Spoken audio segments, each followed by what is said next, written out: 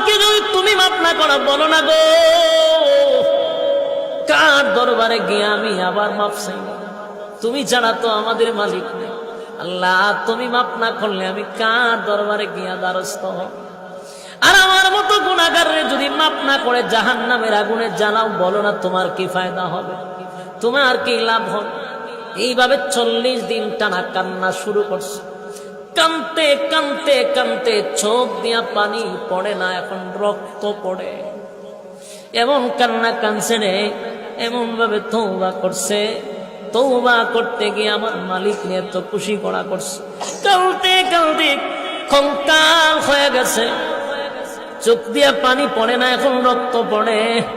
শুধু গুনার উপরে লজ্জিত হইয়া সাহাবায়ে কেরাম গিয়া ওই সাহাবীরে নিয়ে আসলেন নবীজির সামনে। নবীজি তাকায়া দেখে সাহাবী চোখ দিয়া রক্ত পড়ে, শরীরটা যেন কঙ্কাল হয়ে গেছে।